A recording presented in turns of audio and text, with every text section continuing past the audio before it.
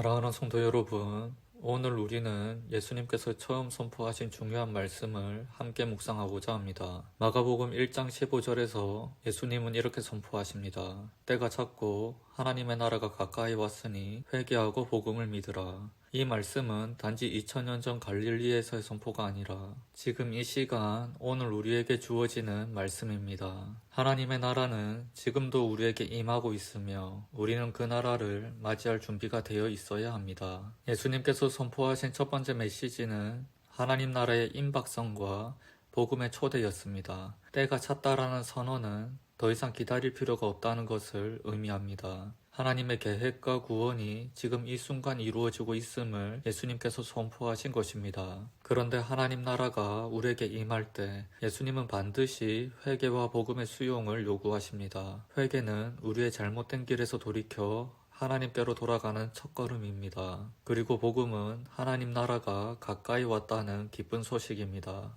의심과 불신 가운데 있는 우리에게도 이 초대는 여전히 유효합니다. 우리는 회개하고 복음을 받아들일 때 비로소 하나님의 나라에 참여하게 됩니다. 의심이 우리의 삶을 흔들어 놓을 때도 예수님의 복음은 여전히 우리를 회복시키고 하나님의 나라로 초대하는 강력한 메시지입니다. 오늘 저는 성경 속에서 예수님을 직접 만났지만 처음에는 의심하거나 주저했던 두 인물 도마와 베드로의 이야기를 나누고자 합니다. 먼저 도마의 이야기를 떠올려 봅시다. 예수님께서 부활하셨다는 소식을 들었을 때 도마는 믿지 않았습니다. 그는 부활하신 예수님의 손에 있는 못자국을 직접 만져보지 않고서는 믿을 수 없다고 했습니다. 도마는 의심 속에 있었고 그 마음은 분명 복잡했을 것입니다. 그러나 예수님께서는 도마의 의심을 비난하지 않으셨습니다. 오히려 그에게 나타나셔서 내 손가락을 이리 내밀어 내 손을 보고 내 손을 내밀어 내 옆구리에 넣어보라고 하셨습니다. 예수님은 도마의 의심을 품어주시고 그가 믿음으로 나아올 수 있도록 기회를 주셨습니다. 도마는 그 순간 회개하며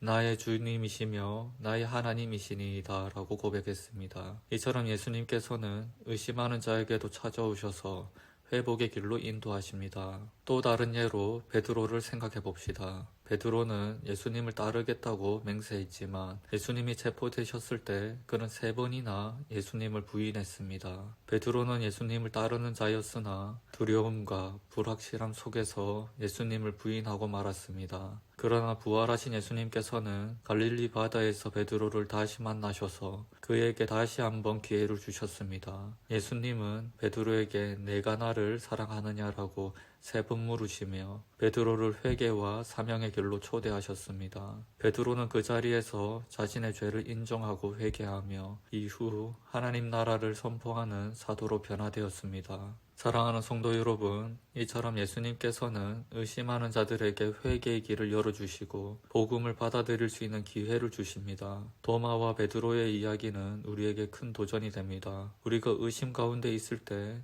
예수님께서는 우리에게 다가오셔서 회개하고 복음을 믿으라고 초대하십니다. 그 초대는 오늘 이 자리에서도 여전히 유효합니다. 하나님의 나라는 이미 가까이 와 있습니다. 우리는 그 초대에 응답하여 회개하고 예수님의 복음을 받아들일 때 하나님 나라의 기쁨과 평안을 누리게 될 것입니다. 성도 여러분, 오늘 이 시간 여러분의 마음속에 하나님 나라가 임하기를 원합니다. 혹시 의심과 불신으로 무거운 마음을 가지고 계신다면 그 마음을 예수님께 내어놓으십시오. 예수님께서 여러분을 받아주시고 회복과 새로운 시작을 주실 것입니다.